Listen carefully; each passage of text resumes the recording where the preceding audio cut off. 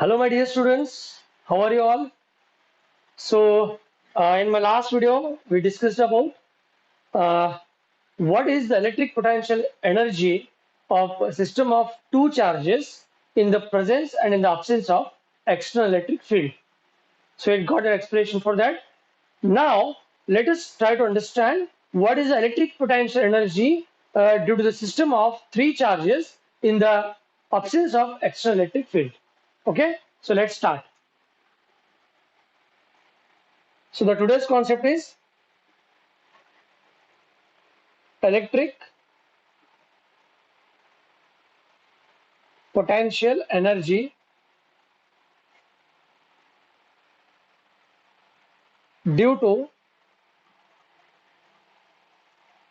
system of three charges. System of three charges in the absence of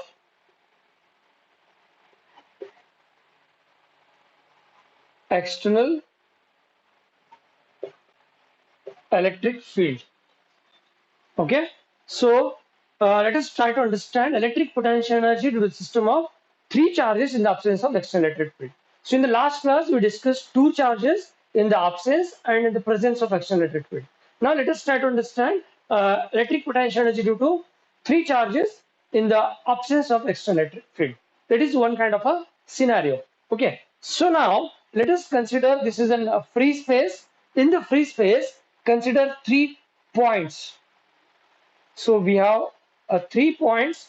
So the configuration of this point in the form of a triangle like this.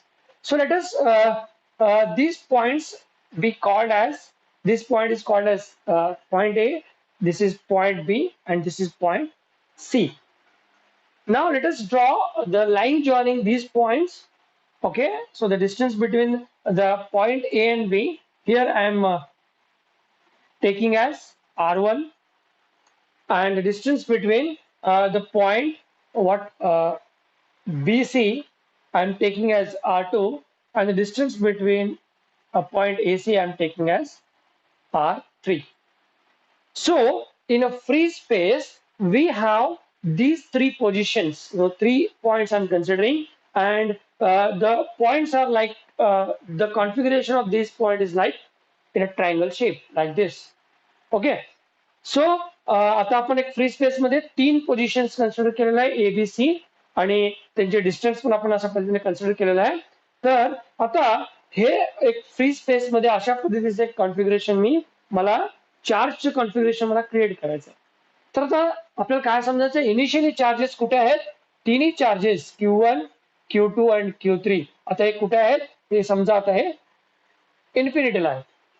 ठीक आहे, तर आता हे charges आपल्याला infinity पासून ते इथे आणायचं आहे. तर Q1, Q2, Q3 इन्फिनिटी पासून इथे आणून अशा पद्धतीचे एक फ्री स्पेस मध्ये कॉन्फिगरेशन करण्यासाठी जी एनर्जी लागते त्यालाच आपण इलेक्ट्रिक पोटेन्शियल एनर्जी असं म्हणतो. The energy required to make certain configuration of the charges, make number of configuration for the charges in free space. So whatever the energy required, such energy is called as electric potential energy. Okay, so I'm considering these 2 points, and the distance between the respective points is like this. Okay, so now as we know that we are calculating the electric potential energy of system of three charges in the absence of external electric field. So there is no any external electric field. आता एक free space आहे, तिथे मी फक्त 3 position consider केल्या आहे. मी कशा पद्धतीने मी ते तिन्ही पॉइंट्सला कन्फिगर केलं आहे, एक ट्रायंगल शेप मध्ये मी त्याला एका फ्री स्पेस मध्ये 3 पोझिशन खाली जागा ब्लँक स्पेस मी असे कन्सिडर केलं, आणि त्या पॉइंट्स मध्ये डिस्टन्स आहे मी कन्सिडर केलेला R1, R2 आणि R3. आता फक्त मला काय करायचं आहे, 3 चार्जेस जे आता इनिशियली इन्फिनिट डिस्टन्सवर आहेत त्यांना मला घेऊन ह्या पोझिशनवर सेट करायचं आहे, आणि हे तिन्ही चार्जेस इन्फिनिटी पासून जे इथं आणण्यामध्ये हे कॉन्फिगरेशन क्रिएट करण्यामध्ये जी एनर्जी मला लागते, एनर्जी खर्च झाली, त्याला आपलं इलेक्ट्रिक पोटेन्शियल एनर्जी म्हणायचं आहे, आणि त्याचं एक्सप्रेशन आपल्याला डिराइव्ह करायचं. ठीक आहे, तर आता हे कॉन्फिगरेशन फ्री स्पेस मध्ये मी क्रिएट केलं. आता 3 चार्जेस जे इनिशियली इन्फिनिट स्पेस आहेत त्याला आपल्याला आता घेऊन यायचं. आणि इथे आपल्याला एक गोष्ट लक्षात ठेवायचं आहे, इथे कुठलंही एक्सटर्नल इलेक्ट्रिक फील्ड नाही आहे. तर in the absence of external electric field आपल्याला कन्फिग्युरेशन क्रिएट करायचं. ठीक आहे. तर आता समजा मी Q1 चार्ज इन्फिनिटी पासून ते आणून ठेवलं ऍट अ पॉइंट ए. इथे मी आणून ठेवलं एक चार्ज Q1 ला इन्फिनिटी पासून मूव्ह करत मी ह्या पॉइंट ए ला आणून ठेवलेला. तर the amount of work done in moving a charge Q1 from infinity to a given point A, तर हे काय होईल, तर ह्याला आपण कन्सिडर करूया W1. So the amount of work done in moving a charge Q1 from infinity to a given point A, so that work done I'm considering W1. So as there is no any external field to oppose this charge, so the work done in moving a charge Q1 from infinity to the given point, that Q1 is considered as 0. There is no work done. हे Q1 ला infinity पासून ते ह्या पॉइंटवर आणण्यासाठी कुठलंही work done झालं नाही, कारण की ते कुठलंही एक्सटर्नल इलेक्ट्रिक फील्ड नाही आहे ह्याला अपोज करण्यासाठी. तर हे Q1 इन्फिनिटी पासून इथे आणण्यासाठी जे वर्क डन लागलं त्याला आपण घेऊया 0. सो ते W1 का होईल 0 होईल. Work done on charge Q1 bring to the point A, that work done is considered as 0, which is W1. W1 is considered as 0, कारण की तिथे कुठलं एक्सटर्नल इलेक्ट्रिक फील्ड नाही आहे. आय होप तुम्हाला समजलं असणार. आता आता मी काय करतो, सेकंड चार्ज Q2 आहे इन्फिनिटी पासून मी आणून ठेवला ऍट अ पॉइंट बी. एक चार्ज इन्फिनिटी पासून इथे आणून मी इथे ठेवला आणि हे जे वर्क डन झालं ह्याला मी कन्सिडर करणार W2. ठीक आहे. Q2 इथे आणून ठेवला. आता ऑलरेडी आपल्याला माहिती आहे दोन चार्जेस कन्फिगर करण्यासाठी, कारण की जेव्हा W2 मी इथे आणून ठेवन तेव्हा अमाऊंट ऑफ वर्क डन होईल, इथे 0 होणार नाही वर्क डन, इथे अमाऊंट ऑफ वर्क डन होणार आहे, कारण की ह्या चार्जमुळे ह्या पॉइंट बी वर एक पोटेन्शियल असणार आहे. ठीक आहे. जेव्हा आपण Q2 चार्ज मूव्ह करू तेव्हा वर्क डन होणार तिथे. तर हे दोन चार्जेसचं कन्फिग्युरेशन करण्यासाठी जे वर्क डन लागतं ते ऑलरेडी आपण प्रिव्हियस क्लासमध्ये कॅल्क्युलेट केलेलं आहे. ठीक आहे. ते काय आहे, ते 1 डिवाइड बाय 4 पाई एक्सप्लॉर नॉट Q1 Q2, दोन्ही मध्ये डिस्टन्स काय आहे R1. So Q1 Q2 by R1. हे ऑलरेडी आपल्याला माहिती आहे work done, the total work done in configuring the two charges in the absence of electric field आपल्याला ऑलरेडी आपण प्रिव्हियस क्लासमध्ये कॅल्क्युलेट केलंय. दोन चार्जेसच्या अशा पद्धतीनं जे R1 डिस्टन्स सेपरेटेड आहेत अशा पद्धतीनं दोन चार्जेसचं कन्फिगरेशन एका अब्सेन्स ऑफ एक्सटर्नल फील्ड मध्ये आपण जेव्हा करतो तेव्हा वर्क डन काय होते ऑलरेडी आपण कॅल्क्युलेट केलेलं आहे. ओके. Q1, कारण की ऑलरेडी या ठिकाणी ह्या चार्जमुळे एक पोटेन्शियल असतं V is equal to 1 divide by 4 pi एक्सप्लॉर naught Q1 by R1. Already ह्या चार्जमध्ये पोटेन्शियल आहे. Q2 आपण आणत आहोत म्हणून हे काय होतं work done 1/4 pi explore Q1 Q2 by R1. ठीक आहे. तर हे W काय होतं, W work done is equal to V into Q2 आणल्यामुळे, म्हणून हे होतं. आपण हे ऑलरेडी लास्ट क्लासमध्ये कॅल्क्युलेट केलेलं आहे दोन चार्जेसचं कन्फिगरेशन करण्यासाठी in the absence of external work done काय होतं हे होतं Q1 Q2 by R1. R1 is a distance. Okay. तर आपण सेकंड चार्ज आणून इथे ठेवलेला आहे, वर्क डन आपण कॅल्क्युलेट केलेला आहे. आता मी काय करतो, Q3 इन्फिनिटी पासून आणून मी ह्या ठिकाणी आणून ठेवतो ऍट अ पॉइंट C मी आणून ठेवतो. आता इथे आपल्याला त्या वर्क डनला म्हणायचं आहे W3. Now we have to calculate W3. And here in this case, when you bring the charge Q3, आता हे चार्ज Q3 आणण्याच्या अगोदर ह्या पॉइंट C वर ह्या दोन्ही चार्जेसमुळे एक पोटेन्शियल असणार आहे. समजा मी अजून Q3 इथे आणलं नाही. ठीक आहे. Q3 आपण इथेच ठेवूया. समजा Q3 इथेच आहे, अजून मी Q3 ला इन्फिनिटी पासून इथे आणून ठेवलं नाही, तर ह्या पॉइंट C वर हे दोन्ही चार्जेसने इथे पोटेन्शियल असणार आहे. ह्या चार्जेसमुळेही पोटेन्शियल असणार आहे, ह्या चार्जेसमुळेही पोटेन्शियल असणार आहे. ठीक आहे. आणि जेव्हा मी Q3 आणेन तर तेव्हा इथे ह्या चार्जेसमुळे पण वर्क डन होईल आणि ह्या चार्जेसमुळे पण वर्क डन होईल. तर Q3 आणल्यामुळे ह्या दोन्ही चार्जेसचं जे वर्क डन होईल, म्हणजे समजा Q3 इथे आणून ठेवलं मी इन्फिनिटी पासून इथे आणून ठेवलं Q3, तर हे दोन्हीचं जे कॉन्फिगरेशन झालं हे दोन चार्जेसचं कॉन्फिगरेशन करण्यासाठी जे वर्क डन लागतं ते ऑलरेडी आपल्याला माहिती आहे Q1 Q2 बाय R1 या ठिकाणी बघितलेलं आहे. तर हे दोन्हीचं कॉन्फिगरेशन झालं इथे, तर त्यासाठी वर्क डन काय लागलं, हे झालं 1/4 पाई एक्सप्लॉर नॉट. फक्त दोन चार्जेस जे R3 ह्या डिस्टन्सने सेपरेटेड आहेत, हे दोनच चार्जेस आणण्यासाठी जे वर्क होईल, ते दोन चार्जेस मध्ये जे वर्क होईल ते आपल्याला माहित आहे. ते काय असणार, 1/4 x not Q1 Q3 divide by R3 plus हे Q3, कारण की इथे Q2 सुद्धा आहे. ह्या चार्ज हे पण कन्फिगरेशन बनते, ह्या दोन चार्जेसचंही कन्फिगरेशन इथे क्रिएट झालेलं आहे. तर ह्या दोन चार्जेसला आपल्याला हे असं कन्फिगरेशन करण्यासाठी जे वर्कडन लागतं, दोन चार्जेसचं work done in the absence of external, already आपल्याला माहिती आहे ते. तर ते काय होतं अगेन 1/4 पाई एक्स्ट्रा नॉट. इथे काय होतं Q2 Q3 divide by what is the distance R2. I hope you understand this one very well. So, before bringing the charge Q3 from infinity to this point, already at the point C, there is a potential due to the charge Q1 and potential due to the charge Q2. So, here if you see the potential at a point C, before bringing the charge Q3, there is a potential at a C due to the Q1. So, potential at C due to single charge, how you calculate? So potential at C due to single Q1 charge is V is equal to 1 divided by 4 pi extra naught Q1 by what is the distance? R3. And you are bringing the charge Q3. So it becomes Q3, Q1, Q3 by R3. So work done in bringing the charge Q3, W is equal to potential into Q3. So V we already know that. We already know that. So if you put here, it becomes Q1. So W becomes Q1 Q3 by R3. It is Q1 Q3 by R3.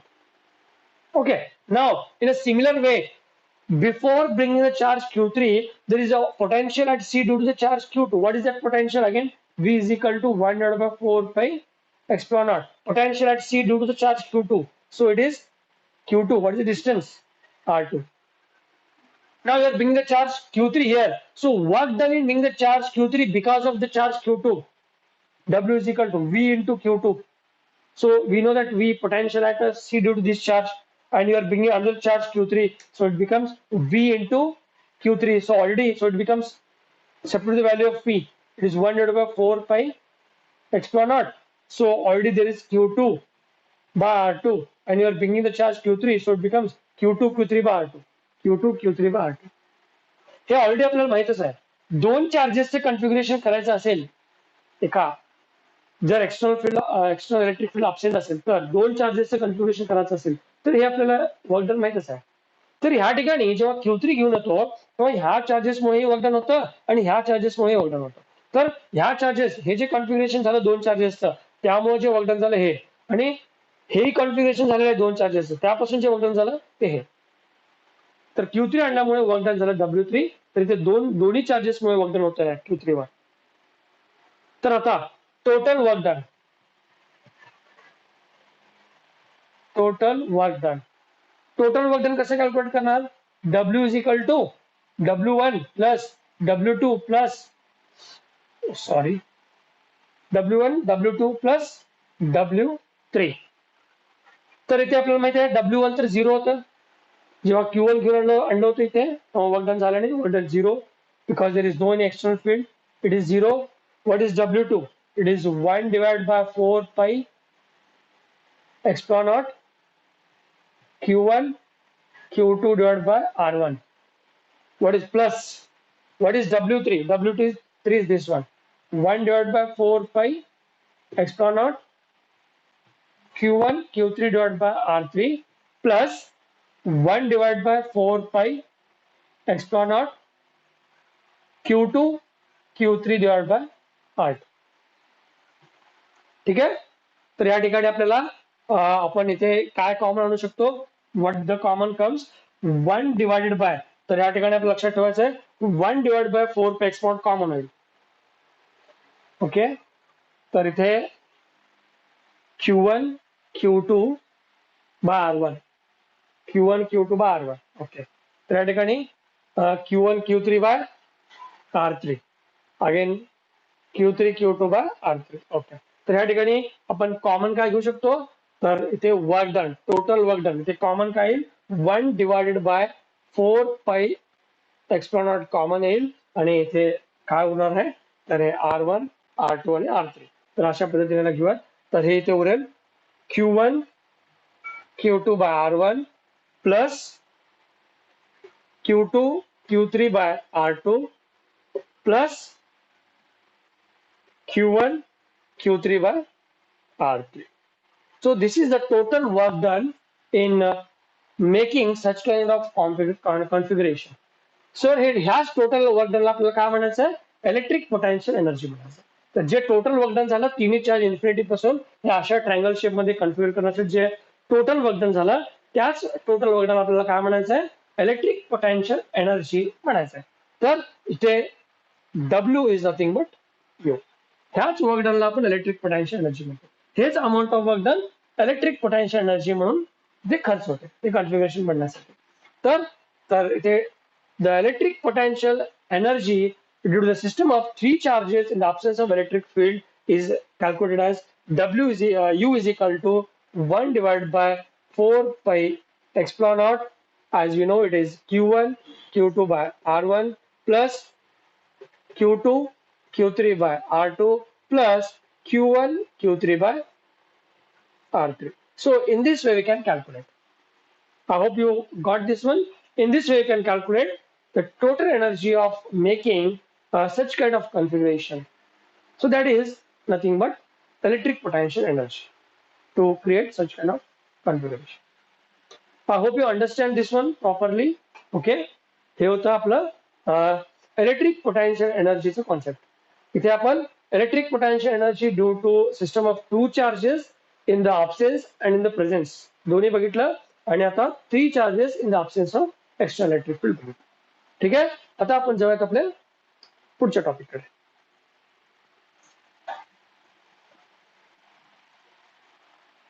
Okay, so now the next topic is, as we all are very much familiar with the topic that electric dipole. Okay, so we are very much familiar with the electric dipole. What is electric dipole is? तर आता इथे concept असा आहे की electric dipole आपण जर एका external electric field मध्ये आणून ठेवलं तर त्या ठिकाणी जे अमाऊंट ऑफ वर्क डन होईल त्याला आपल्याला म्हणायचं आहे की electric potential energy of the dipole. when the dipole is placed in external electric field, some amount of energy is required to do so. म्हणजे आता इलेक्ट्रिक डायपोल आपल्याला एक्स्टर्नल इलेक्ट्रिक फील्ड मध्ये मूव्ह करायचं आहे तर तिथे एक अमाऊंट ऑफ एनर्जी होईल, अमाऊंट ऑफ वर्क डन होईल. ते कशा पद्धतीचं वर्क डन होईल त्याला आपण थोडं समजण्याचा प्रयत्न करूया. आणि जे काही वर्क डन होईल त्या ठिकाणी ते वर्क डन त्याच्यामध्ये एक एनर्जी म्हणून स्टोर होईल. तर बेसिकली आपण या ठिकाणी म्हणलं एक इलेक्ट्रिक डायपोल जेव्हा एक्स्टर्नल इलेक्ट्रिक फील्ड मध्ये ठेवतं तर तेव्हा त्या ठिकाणी ते काय होतं, त्याच्यावर टॉर्क इंड्यूस होतं. ओके, एक रोटेटिंग कपल म्हणतो त्याला, रोटेटिंग फोर्स. तर जेव्हा इलेक्ट्रिक डायपोल युजली आपण एक एक्स्टर्नल इलेक्ट्रिक फील्ड मध्ये ठेवतो कारण की इलेक्ट्रिक डायपोल मध्ये दोन्ही चार्जेस असतात, पॉझिटिव्ह आणि निगेटिव्ह. तर त्यामध्ये एक टॉर्क निर्माण होतं. ठीक आहे. तर टॉर्क निर्माण झाल्यामुळे काय होतं, ते रोटेट करायला लागतं त्या ठिकाणी. हे तर आपल्याला माहित आहे. आता ह्या ठिकाणी आपण हे कॉन्सेप्टला समजण्याचा प्रयत्न करूया. तर कॉन्सेप्ट आपला आहे की electric potential energy due to electric dipole. Okay, so how you can understand this, let us see. The next topic is electric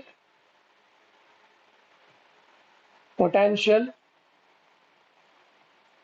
energy due to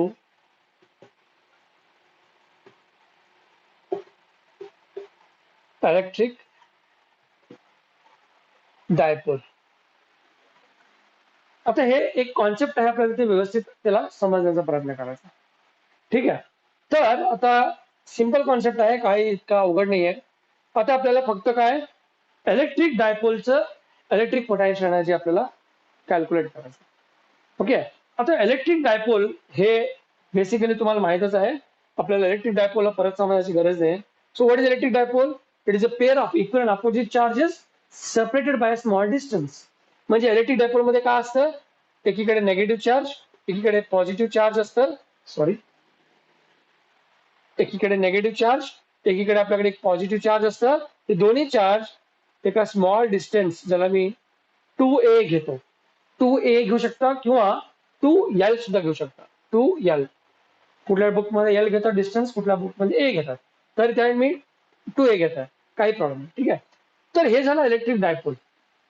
तर it consist of two charges equal and opposite charges, both should have same magnitude. दोन्ही charges same मॅग्नेट्यूडचे असतात.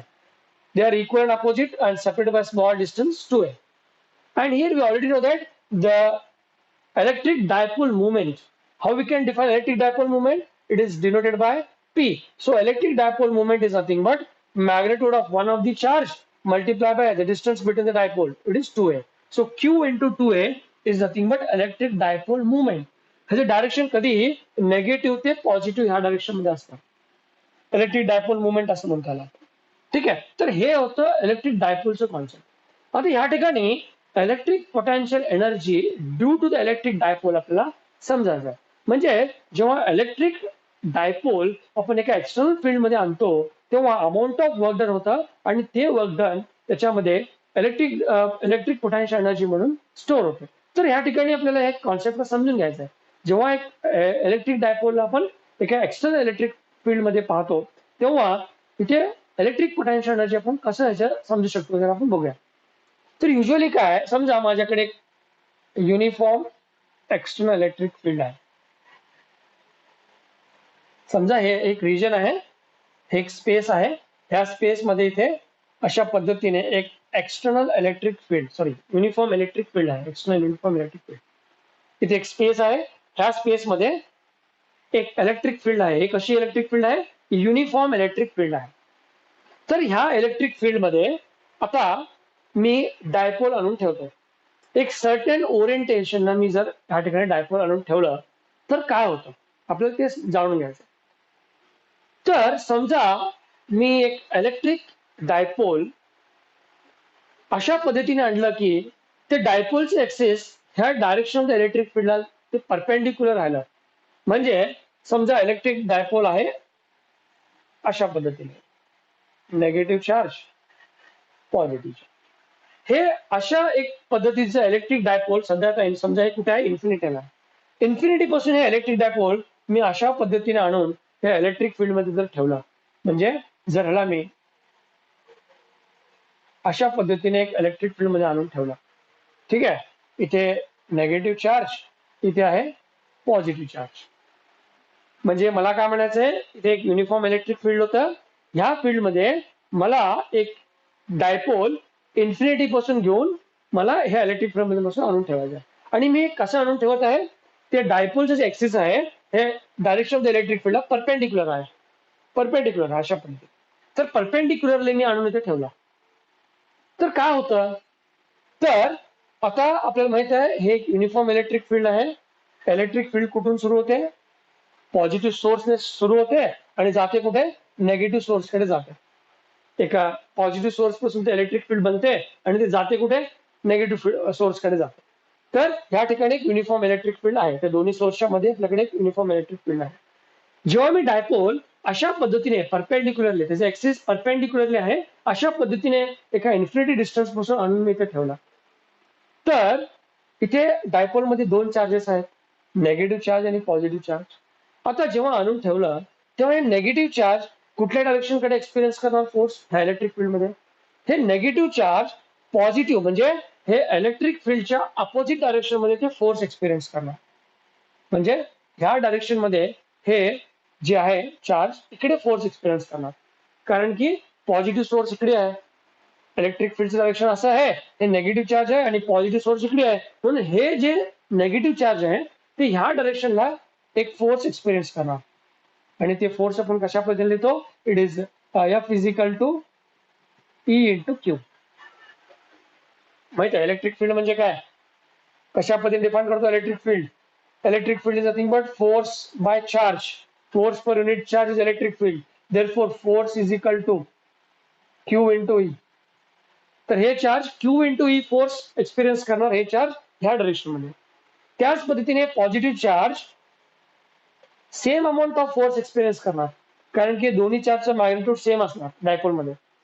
हे इतकंच amount of force experience करणार, पण हे कुठल्या direction मध्ये आहे, त्या डायरेक्शन मध्ये. म्हणजे हे फोर्स ई इंटू क्यू ह्या डायरेक्शन मध्ये करणार, in the direction of the electric field हे फोर्स एक्सपिरियन्स करणार. तर हे दोन्ही डायपोल जे आहेत same amount of force experience करत आहे, पण त्यांचे दोघांचे जे फोर्स आहे ते इक्वल अपोजिट आहे. म्हणजे मला काय म्हणायचं काय, जेव्हा आपण एक नेगेटिव्ह चार्ज घेऊन येतो किंवा पॉझिटिव्ह चार्ज घेऊन येतो टुवर्ड्स एक इलेक्ट्रिक फील्ड मध्ये, ते एका पर्टिक्युलर डायरेक्शन मध्ये फोर्स एक्सपिरियन्स करत असतात. तर ह्या ठिकाणी पुरं डायपोलच आहे. हे डायपोल मी असं आणण्याचा प्रयत्न करेन, तेव्हा ह्या ठिकाणी जेव्हा मी आणेन तर हे नेगेटिव्ह चार्ज काय करेल, ते वर्क डनला अपोज करेल. कारण की मी असं आणत आहे, ह्या पद्धतीने मी याला आणत आहे. अशा पद्धतीने आणताना नेगेटिव्ह चार्ज काय म्हणेल, ते इकडे जाण्याचा प्रयत्न करेल. मी याला असं मूव्ह करत आहे, नेगेटिव्ह चार्ज इकडे फोर्स एक्सपिरियन्स करेल. म्हणजे हे चार्ज अपोज करेल त्या वर्क डनला, मग त्या ठिकाणी नेगेटिव्ह वर्क डन होईल. पण डायपोल मध्ये पॉझिटिव्ह चार्ज पण आहे ना. जेव्हा मी हे चार्ज डायपोल असं आणेल, तो positive charge in the direction of electric field force experience करेल. तर ह्याच्यापासून जे वर्क डन आहे ते पॉझिटिव्ह वर्क डन आहे. म्हणजे हे चार्जला मूव्ह करण्यासाठी इलेक्ट्रिक फील्ड मध्ये नेगेटिव्ह वर्क डन होऊ लागलाय आणि हे पॉझिटिव्ह चार्जला मूव्ह करण्यासाठी पॉझिटिव्ह वर्क डन होऊ लागलाय. तर टोटल डायपोलला total work done on the dipole का होईल, 0 होईल. So work done in moving a dipole in such a way that its axis of the dipole is perpendicular direction of the electric field. When you bring this dipole likewise perpendicular direction of the electric field, then the work done in moving a dipole from infinity to the electric field becomes 0. The total work becomes 0. It means in this position, if you see, there is no potential energy in the dipole. आता हे आपण नंतर बघूया, ठीक आहे. आता एक dipole मी अशा पद्धतीने आणून ठेवलं, अशा पद्धतीने परपेंडिक्युलर आणून ठेवलं, तर दोन्ही चार्जेसला जे वर्क डन झालं ते पॉझिटिव्ह निगेटिव्ह होतं, म्हणून ते कॅन्सल होऊन total work done on dipole झालं 0. आता वर्क डनच झालं नाही, इन्फिनिटी पासून इलेक्ट्रिक फील्ड मध्ये आणून ठेवलं डायपोल, वर्क डन झालं नाही. There is no work done because the resultant work done on the dipole becomes 0. Then how we can calculate the electric potential energy then? आता electric potential energy of the dipole आपण कसं calculate करणार. डायपोलला मी अशा पद्धतीने आणून ठेवलं एका याच्यामध्ये, ते दोन्ही चार्जेस. आता मला सांगा, अशा पद्धतीनेही आणा किंवा कशाही पद्धतीने तुम्ही एका डायपोलला एक्सटर्नल इलेक्ट्रिक फील्ड मध्ये आणलात तरी हे दोन्ही charges equal opposite force experience करतील आणि म्हणून the total work done on the dipole 0 होईल. आता तुम्ही मला विचारू शकता, सर तुम्ही हे परपेंडिक्युलरच का घेऊन येतात, सर हे असं परपेंडिक्युलरलीच आपल्याला का आणायचं.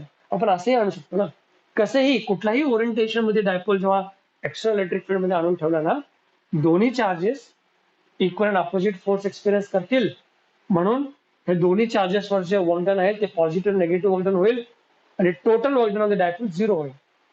मग amount of work done in moving a dipole from infinity to the external electric field is 0 in this case. लक्षात आलं तुमच्या. आय होप तुम्हाला हे समजलं असणार आहे. केअरफुली आपल्याला समजून घ्यायचं. समजलं तुम्हाला. डायपोल आपण एका इन्फिनिटी पासून एक्सटर्नल इलेक्ट्रिक फील्ड आणून ठेवला तर रिझल्टंट वर्क डन डायपोलवर 0 होता. मग तिथे वर्क डन झालं नाही.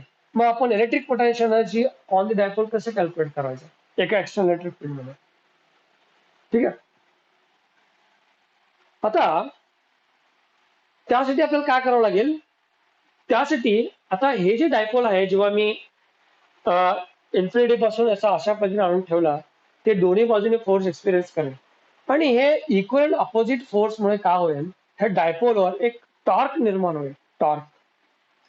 आता मी हे असं आणून ठेवलं म्हणून हे दोन्ही चार्जेस फोर्स एक्सपिरियन्स केले, थोड्या वेळाने हे रोटेट होणार, हे ह्या डायरेक्शन मध्ये मूव्ह करणार आणि हे ह्या डायरेक्शन मध्ये मूव्ह करणार. असं ते रोटेटिंग फोर्स त्या टॉर्कवर ऍक्ट होणार आणि त्याला आपण काय म्हणतो, त्याला म्हणतो टॉर्क. त्याला आपण टॉर्क कसं म्हणतो, त्याला आपण कसं डिनोट करतो, टाऊ. टाऊ ह्या सिम्बॉलला आपण डिनोट करतो, टॉर्क. ठीक आहे. आता आपल्याला electric potential energy due to the electric dipole calculate करायचं आहे. म्हणून आपण electric potential energy due to electric dipole calculate करायचं होतं, म्हणून एक डायपोलला इन्फिनिटी पासून एक एक्सटर्नल इलेक्ट्रिक फील्ड आणून ठेवलं आणि वर्क डन काय होतं ते समजण्याचा प्रयत्न केला आणि आपल्याला काय लक्षात आलं की वर्क डन तर होत नाही, work done total work done dipole 0 आहे, कारण हे दोन्ही इक्वल अपोजिट फोर्स एक्सपिरियन्स करणार. म्हणून आता electric potential energy on the dipole आपण कसं कॅल्क्युलेट करायचं. आता हे कसं कॅल्क्युलेट करायचं म्हणजे जेव्हा डायपोल असं आणून ठेवतो त्याच्यावर तुम्हाला लक्षात आलं असेल त्याच्यावर एक टॉर्क निर्माण होतं, रोटेटिंग फोर्स निर्माण होतं, ते अशा पोझिशन मध्ये मूव्ह करण्याचा प्रयत्न करणार. म्हणून आता आपल्याला काय करायचं आहे, हे जे टॉर्क निर्माण झालं आहे त्या टॉर्कला न्यूट्रलाइज करण्यासाठी, ठीक आहे, आता हे चार्ज आहे काढून ठेवलं आणि हे असं मूव्ह करण्याचा प्रयत्न करणार नॅचरली, कारण की हे इकडे फोर्स एक्सपिरियन्स करत आहे, हे इकडे फोर्स एक्सपिरियन्स करत आहे, आणि हे दोन्हीच्या मध्ये पॉझिटिव्ह निगेटिव्ह हे दोन्हीच्या मध्येही फोर्स आहे, म्हणजे दूर जाणार नाही, ते असं जाणार नाही, सेपरेट होणार नाही, ते रोटेट होणार, कारण की दोघांमध्ये ही बॉन्डिंग आहे ना, तिथे अट्रॅक्शन फोर्स आहे, तर हे रोटेट होणार, एक टॉर्क निर्माण होणार नॅचरली.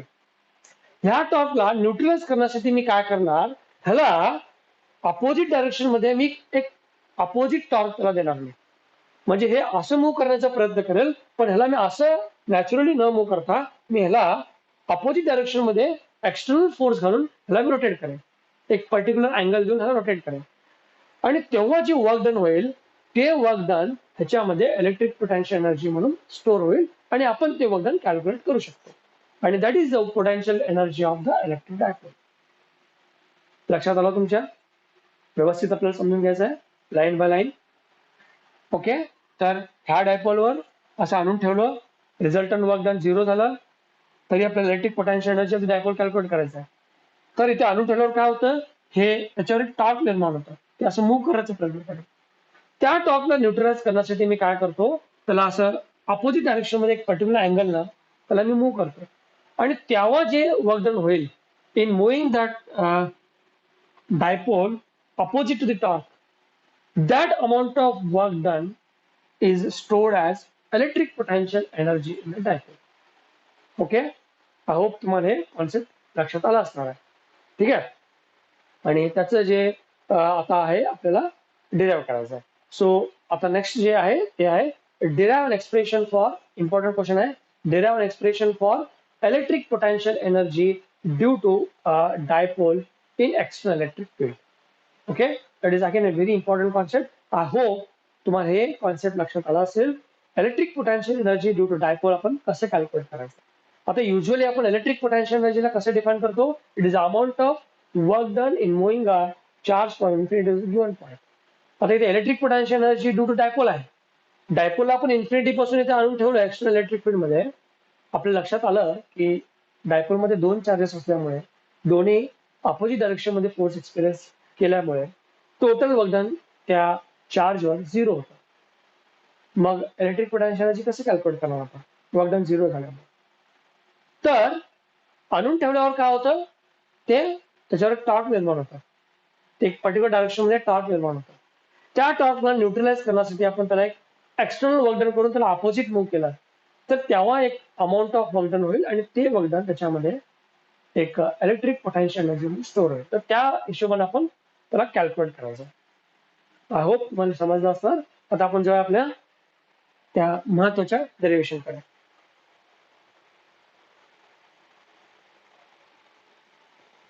ओके, आता आपण जाऊयात आपल्या इम्पॉर्टंट डेरिव्हेशन कडे. तर ह्या ठिकाणी काय आहे ते क्वेश्चन, डिराइव्ह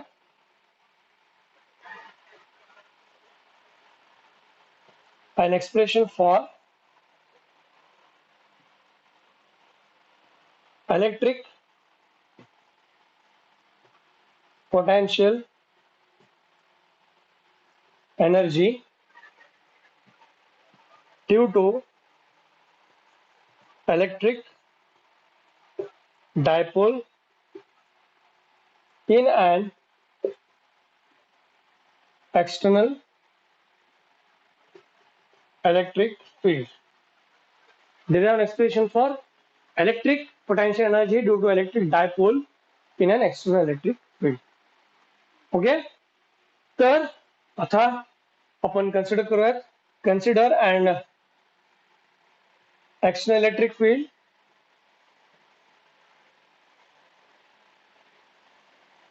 तर हे एक युनिफॉर्म इलेक्ट्रिक फील्ड आहे एक युनिफॉर्म इलेक्ट्रिक फील्ड आहे आणि समजा त्याच्या हे युनिफॉर्म इलेक्ट्रिक फील्ड मध्ये मी एक डायपोल ठेवलेला आहे आणि हे डायपोल एक पर्टिक्युलर ओरिएंटेशन करून असं ठेवलेलं आहे. So this is a dipole. Okay, so this is I'm taking as a negative charge and here I'm taking as positive charge. Okay, तर हे जे डायपोल आहे हे एक इलेक्ट्रिक फील्ड मध्ये पर्टिक्युलर अँगलने ठेवलं, कारण की आपल्याला नंतर त्यावर जे टॉर्क निर्माण होईल त्याला अपोजिट टॉर्क आपल्याला द्यायचा आहे पर्टिक्युलर अँगलने. म्हणून मी काय करतो, ह्याला परपेंडिक्युलर न ठेवता मी ह्याला एक पर्टिक्युलर ओरिएंटेशन देऊन एक एक्स्ट्रा इलेक्ट्रिक फील्ड मध्ये ठेवतो. कसेही आणून ठेवा तुम्ही हे डायपोल एक्स्ट्रा इलेक्ट्रिक फील्ड मध्ये, ते दोन्ही charges equal opposite force experience करतातच. पण आपल्याला वर्क डन समजायचं आहे, इलेक्ट्रिक पोटेन्शियल कॅल्क्युलेट करायचं म्हणून मी काय केलं, एक पर्टिक्युलर ओरिएंटेशन देत असं आणून एक्सटर्नल इलेक्ट्रिक फील्ड ठेवलं. तर हे झालं dipole. This is a dipole consist of negative charge and positive charge and the distance between the dipole आपल्याला काय घ्यायचं आहे, distance between the dipole is 2a. We know that already. Distance between the dipole is 2a and here we know that the electric dipole moment is in from negative to positive. तर हे आहे electric dipole मुवमेंटचं direction, हे negative पासून positive असतं. ठीक आहे, आणि the distance between the dipole आपण काय घेतो, 2a असं घेतो. ओके, तर आता इथे आपलं लक्षात ठेवायचं आहे, ह्या ठिकाणी हे डायपोल हे इलेक्ट्रिक फील्ड मध्ये मी सध्या आता कुठल्या अँगलने ठेवलेलं आहे, थीटा अँगलने आणून ठेवलेलं आहे. म्हणजे the axis of the dipole is with angle theta in the direction of the electric field. So हे डायपोलचे एक्सिस हे इलेक्ट्रिक फील्डच्या डायरेक्शनला एक अँगल थीटाने ठेवलेलं आहे. या अँगलने इथे आणून असं ठेवलेलं आहे, ओरिएंटेशन ठेवलेलं आहे. जेव्हा आपण हे डायपोल असं एक्स्टर्नल इलेक्ट्रिक फील्ड आणून ठेवतो, आपल्याला माहित आहे एक डायपोल इन्फिनिटी पासून एक एक्स्टर्नल इलेक्ट्रिक फील्ड आणून ठेवण्यासाठी जे अमाऊंट ऑफ वर्क डन होतं ते 0 होतं, कारण की दोन्ही charges equal opposite force experience करतात. म्हणून resultant work done of the dipole 0 होतं. म्हणून जेव्हा डायपोल इथे आणून ठेवला तेव्हा डायपोलवर काय होतं, टॉर्क निर्माण होतं. हे दोन्ही डायपोल एक फोर्स एक्सपिरियन्स करते. आता ह्या ठिकाणी बघा हे पॉझिटिव्ह चार्ज आहे, तर हे मी ह्या ठिकाणी लिहितो, हे आहे पॉझिटिव्ह चार्ज. तर हे पॉझिटिव्ह चार्ज इलेक्ट्रिक फील्ड मध्ये कुठल्या डायरेक्शन मध्ये एक्सपिरियन्स फोर्स करेल, ते ह्या डायरेक्शन मध्ये फोर्स एक्सपिरियन्स करेल, अशा ह्या डायरेक्शन मध्ये, तो असं direction of the electric field. Okay, आणि हे नेगेटिव्ह चार्ज आहे, हे नेगेटिव्ह चार्ज मी इथे लिहितो, हे नेगेटिव्ह चार्ज आहे. हे कुठल्या डायरेक्शन मध्ये फोर्स एक्सपिरियन्स करेल, हे opposite to direction of the electric field force experience करेल. कारण की इलेक्ट्रिक फील्ड असं आहे, म्हणजे पॉझिटिव्ह सोर्स पासून चालू झालाय आणि नेगेटिव्ह सोर्स कडे टर्मिनेट झालाय. म्हणून हे नेगेटिव्ह चार्ज पॉझिटिव्ह कडे फोर्स एक्सपिरियन्स करेल आणि हे पॉझिटिव्ह चार्ज डायपोलचं नेगेटिव्ह कडे फोर्स एक्सपिरियन्स करेल, म्हणजे इलेक्ट्रिक फील्डच्या डायरेक्शन कडे फोर्स एक्सपिरियन्स करेल. ठीक आहे, तर आता डायपोलला आपण इन्फिनिटी पासून इथे आणून ठेवलं एक्स्टर्नल इलेक्ट्रिक फील्ड मध्ये, वर्क डन झाला नाही, 0 होणार. पण आपल्याला इलेक्ट्रिक पोटेन्शियलची कॅल्क्युलेट करायचं. पण जेव्हा आपण इथे आणून ठेवता डायपोलवर एक टॉर्क निर्माण होता. Okay, so torque on electric dipole आता ऑलरेडी आपण फर्स्ट इयर मध्ये शिकलेलं, त्याचं इक्वेशन आपण डिराइव्ह केलेलं आहे. The torque produce on the electric dipole and place in external electric field already आपल्या फर्स्ट इयर चॅप्टर मध्ये आपल्याला झालेलं आहे. What is the electric torque? The torque produce on the electric dipole when it is placed in external electric field. So what is the expression of torque on the dipole when it is placed in external electric field? What is the expression for that? Tau is equal to P E sin theta. तर हे टॉर्कचं formula आहे, आपण already first year याच्यामध्ये derive केलेलं आहे, हे formula. तर हे जेव्हा डायपोल आपण एक्सटर्नल इलेक्ट्रिक फील्ड आणून ठेवतं, तर हे दोन्ही चार्जेस फोर्स एक्सपिरियन्स करतात आणि त्याच्यामुळे ह्या डायपोलर टॉर्क निर्माण होतं. आणि ते टॉर्कचं एक्सप्रेशन काय आहे, पीई साइन थिटा. तर इथे पी आहे इलेक्ट्रिक डायपोल मुवमेंट, ई आहे direction of the electric field and theta is the angle between P and direction of the electric field. P आणि ई मधला अँगल आहे हे थिटा. म्हणजे पी आहे लाईन जॉइनिंग द चार्जेस आणि E आहे हे direction of the electric field. त्याच्यामध्ये जे अँगल निर्माण झालाय ते आहे साइन थिटा. तर हे टॉर्क निर्माण होतं याच्यावर. आता तुम्हाला मी ऑलरेडी सांगितलं आहे आपल्याला electric potential energy due to the electric dipole calculate करायचं आहे. म्हणून हे टॉर्क अशा पद्धतीने, म्हणजे टॉर्क अशा पद्धतीने निर्माण होईल, हे चार्ज इकडे चाललंय, हे चार्ज इकडे चाललंय आणि दोन्ही मध्ये फोर्स आहे, म्हणून हे चार्ज अशा पद्धतीने रोटेट करेल, इथे रोटेट करेल, एक पर्टिक्युलर अँगलला रोटेट करेल. त्या टॉर्कला जे नॅचरली टॉर्क निर्माण झाला याच्यामध्ये त्या टॉर्कला अपोज करत मी ह्याला, आता हे असं मूव्ह करत आहे, मी ह्याला अपोजिट एक पर्टिक्युलर अँगल देऊन एक अपोजिट ह्याला मी डिस्प्लेसमेंट देईन. म्हणजे ह्याला एक मी एक पर्टिक्युलर अँग्युलर डिस्प्लेसमेंट देत ह्याला मी अपोजला मूव्ह करेन. आणि अपोजिट टू द टॉर्कला अपोज करून जे मी वर्क डन केलं आहे एक्स्ट्रा इलेक्ट्रिक फील्ड मध्ये, ते वर्क डन त्या डायपोल मध्ये इलेक्ट्रिक पोटेन्शियल एनर्जी म्हणून स्टोअर होईल. आणि त्यालाच आपल्याला आता कॅल्क्युलेट करायचं. हे डायपोल मी असं आणून ठेवलं, दोन्ही चार्जेसमुळे असं मूव्ह करायचा प्रयत्न करेल, अशा एक पद्धतीचं टॉर्क हिच्यावर निर्माण होईल, असं टॉर्क निर्माण होईल नॅचरली. हे टॉर्क आहे अशा पद्धतीने. तर हे असं न होता ह्या टॉर्कला न्यूट्रलाइज करायचं असेल तर मी एक्सटर्नल वर्क डन काय करेल, ह्याला असं मूव्ह करेल, तर दोन्ही चार्जेसला अपोजिट होईल ते. मग हे अपोज करत जे मी टॉर्क निर्माण केलं, ते अमाऊंट ऑफ वर्क डन काय होईल डायपोल मध्ये इलेक्ट्रिक पोटेन्शियल एनर्जी म्हणून स्टोअर होईल. आय होप समजलं असणार. ठीक आहे. तर to neutralize this torque on electric dipole, let us do some amount of work in rotating the dipole opposite to this torque, giving a certain angular displacement d theta. तर ह्याला एक छोटा amount of, मला काय करायचं, total work done calculate करायचं आहे. ह्याला ह्या टॉर्कला न्यूट्रलाइज करण्यासाठी टोटल वर्क डन, आता ह्या टॉर्कला न्यूट्रलाइज करा म्हणजे मला काय करावं लागेल, ह्या डायपोलला अपोजिट असं मूव्ह करावं लागेल. हे नॅचरली असं टॉर्क निर्माण करत आहे, मला ह्याला असं मूव्ह करावं लागेल. तर असं मूव्ह करायचं मला एक पर्टिक्युलर डिस्प्लेसमेंट देईल. समजा मी ह्या डायपोलला एक particular angular displacement D theta, angular displacement D theta देऊन मी ह्याला असं मूव्ह केलं, म्हणजे एक अपोजिट टॉर्क मी त्याला दिलं, असं मूव्ह केलं ना. हे असं होतं, त्याला अपोज करत मी असं मूव्ह केलं. तर इथून इथे मूव्ह करण्यासाठी माझा अँग्युलर डिस्प्लेसमेंट काय झालंय, डी थिटा झालंय. तर इतकं डिस्प्लेसमेंट देण्यासाठी अमाऊंट ऑफ वर्क डन किती झालं आता कॅल्क्युलेट करायचं. So the work done in displacing the dipole over a certain small displacement, angular displacement d theta, it is dw is equal to tau into d theta. म्हणजे ह्या डायपोलला, हे dipole असं move करणार, ह्याच्यावर अशा पद्धतीचा टॉर्क आहे. ह्या टॉर्कला अपोजिट करत मी ह्याला ह्या पोझिशन मधून अपोजिट पोझिशन मध्ये इथून असं मूव्ह केलं. इथून इथे मूव्ह करण्यासाठी त्याला मी अँग्युलर डिस्प्लेसमेंट किती दिलं, डी थिटा. कारण हे अपोजिट टॉर्क आहे म्हणून एक अमाऊंट ऑफ वर्क डन होणार. तर डी थिटा इतकं डिस्प्लेसमेंट देत ह्याला मी असं मूव्ह केलं आणि त्यासाठी एक्स्टर्नल वर्क डन झालं. आणि ते वर्क डन कसं आहे, D W is equal to tau into D theta असं कॅल्क्युलेट करायचं. आता युजली तुम्हाला वाटत असेल, सर वर्क डन म्हणजे force into displacement, force into displacement F into S. ठीक आहे सर, वर्क डन म्हणजे फोर्स इंटू डिस्प्लेसमेंट, बरोबर. ह्या ठिकाणी डिस्प्लेसमेंट कशा पद्धतीचा आहे, अँग्युलर डिस्प्लेसमेंट आहे. Torque is a rotating force, so it is an angular displacement.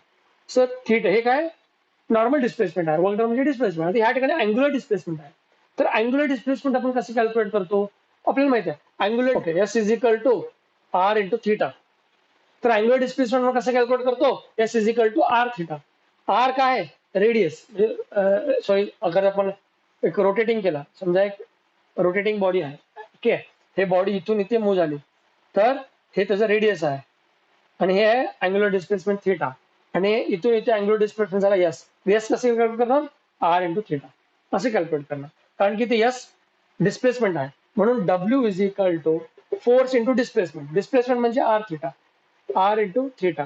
तर F into R, F one of the force आणि इट्स परपेंडिक्युलर डिस्टन्स. तर एक रोटेटिंग बॉडीमध्ये, बॉडी इथून इथे आली, ठीक आहे, तर बॉडीवर फोर्स ह्या पद्धतीने ऍक्ट झाला आणि रेडियस वेक्टर होते ह्या पद्धतीने, ठीक आहे. तर हे फोर्स आणि त्याचं परपेंडिक्युलर डिस्टन्स, फोर्स त्याचं परपेंडिक्युलर डिस्टन्स हे आर. तर हे काय होतं, ह्यालाच आपण टॉर्क असं म्हणतो. Force and perpendicular to the force. At this point, force is in this direction and perpendicular to the force is again radius of the circular motion. So force into R. तर F into R काय होतं, torque म्हणतो आपल्याला. तर W is equal to tau into theta. तेच घेतलं, tau into theta. Work done. तर लक्षात आलं तुम्हाला. तर ह्या डायपोलला हे डायपोल असं मूव्ह करतं, ह्याला मी अपोजिट टॉर्क द्यासाठी एक अमाऊंट ऑफ वर्क डन केला आहे, अपोजिट मूव्ह केला. तर हे अपोजिट किती मूव्ह केलं मी, डी थिटा अँग्युलर डिस्प्लेसमेंट त्याला मूव्ह केलं, आणि तेव्हा अमाऊंट ऑफ वर्क डन काय झालं, D W is equal to tau into D theta झालं. हे झालं एक छोटं डिस्प्लेसमेंट, एक छोटं अँग्युलर डिस्प्लेसमेंट दिल्यामुळे त्याच्यावर इतकं वर्क डन झालं.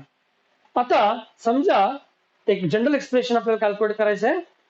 समजा डायपोलला एक इनिशियल अँगल θ1 पासून ते फायनल अँगल θ2 ने मी ह्याला एक वर्क डन केलं, ह्याच्यावर एक अपोजिट टॉर्कने ह्याच्यावर वर्क डन केलं. तर टोटल वर्क डन काय होईल, आणि त्याच टोटल वर्क डनला आपल्याला म्हणायचं इलेक्ट्रिक पोटेन्शियल एनर्जी. ठीक आहे. तर एक छोटं डिस्प्लेसमेंट दिल्यामुळे वर्क डन काय झालं, इतकं झालं. तर समजा ह्या डायपोलला एक इनिशियल अँगल θ1 पासून ते फायनल अँगल θ2 पर्यंत त्याला मी एक वर्क डन केलं त्याच्यावर, तर टोटल वर्क डन मला कॅल्क्युलेट करायचं. तर total work done in moving a dipole from initial angle θ1 to the final angle θ2, how you can calculate, you can calculate by doing an integration. Total work डनला आपल्याला integrate करायचं आहे. तर ह्या एक्सप्रेशनला आपल्याला काय करायचं, इंटिग्रेट करायचं दोन्ही साईडला. ठीक आहे. समजा मला डायपोल एक इनिशियल अँगल θ1 पासून फायनल अँगल θ2 कडे मूव्ह करायचं आहे, आणि ते मूव्ह करण्यासाठी जे टोटल वर्क डन होईल त्याला मला कॅल्क्युलेट करायचं आहे, आणि त्याच टोटल वर्क डनला electric potential energy of the dipole असं म्हणायचं. ठीक आहे. Now the total work done on the dipole is calculated by doing integration on both the sides. So here integration of dw is equal to integration of tau into d theta. तर ह्या इंटिग्रेशनला limit आहे, हे integrate कुठपर्यंत करायचं आपल्याला, θ1 पासून θ2 पर्यंत. θ1 पासून θ2 एक इनिशियल अँगल θ1 ते θ2 ला आपल्याला इंटिग्रेट करायचं. तर आपल्याला टोटल वर्क डन लक्षात येईल. तर आता मी ह्या एक्सप्रेशनला काय केलं, इंटिग्रेट केलं आहे. ठीक आहे. सो आता तुम्हाला माहिती आहे इंटिग्रेशन आणि डिफरन्शिएशन हे दोन्ही अपोजिट प्रोसेस आहे. डिफरन्शिएट करणं आणि इंटिग्रेट करणं हे अपोजिट प्रोसेस आहे. सो डिफरन्शिएशन ऑफ इंटिग्रेशन या ठिकाणी कॅन्सल होऊन इथे आपल्याला काय मिळतं, total work done W. So integration of D W is W is equal to integration of θ1 to θ2 tau. Tau आपल्याला माहित आहे टॉर्क ऑन इलेक्ट्रिक डायपोल. जितकं नॅचरल टॉर्क प्रोड्यूस होईल त्याला अपोजिट केल्यामुळे तितकंच अपोजिट टॉर्क पण त्याच्यावर प्रोड्यूस झाला असणार आहे. तर हे ठिकाणी टॉर्क जे आहे आपल्याला घ्यायचं आहे, work done opposite to this torque, work done opposite to the torque. तर हे टॉर्क आहे P sine theta, sine theta हे as it is D theta. तर हे टॉर्कच्या ठिकाणी मी हे पी साइन थिटा हे D theta as it is. तर त्याला आता आपल्याला सिम्प्लिफाय करायचं. ठीक आहे. तर आता त्याला आपण इकडे सिम्प्लिफाय करूया. तर ह्या ठिकाणी इलेक्ट्रिक डायपोल मुवमेंट पी हे कॉन्स्टंट आहे, आणि एक्स्टर्नल इलेक्ट्रिक फील्ड सुद्धा कॉन्स्टंट आहे. ठीक आहे. एक जे एक्स्टर्नल इलेक्ट्रिक फील्ड ते कॉन्स्टंट आहे. हे दोन्ही कॉन्स्टंट असल्यामुळे ते इंटिग्रेट होणार नाही. कॉन्स्टंटला इंटिग्रेट केलं तरी ते कॉन्स्टंटच राहणार, म्हणून हे दोन्हीला आपल्याला बाहेर आणायचं इंटिग्रेशनचा. तर इथे total work done W is equal to, आता या ठिकाणी पी आणि ई आलं बाहेर, तर हे इंटिग्रेशन θ1 ते θ2 कशा होणार, या ठिकाणी उरलं sine theta into D theta. हे आले बाहेर. आता इंटिग्रेशन आपल्याला करायचं साइन थिटा.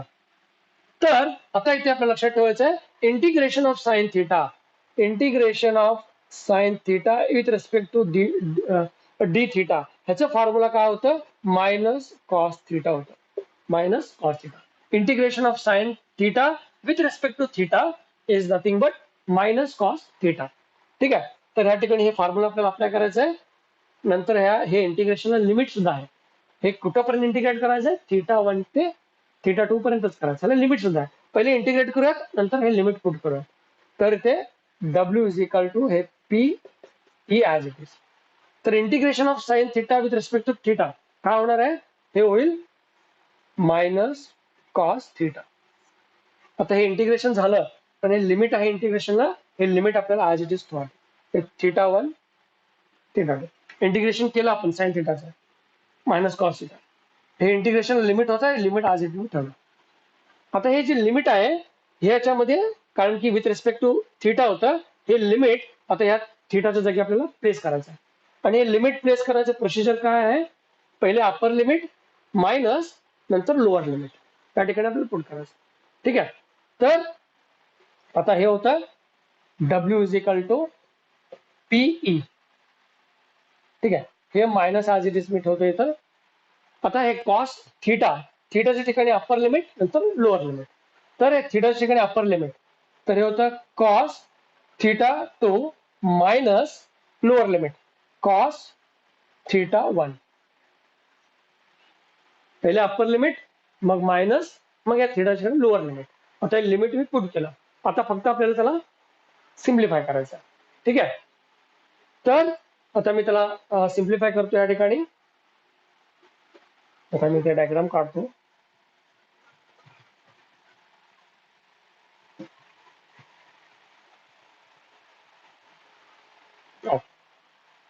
तर ते झालं W is equal to PE minus cos theta 2 minus cos theta 1.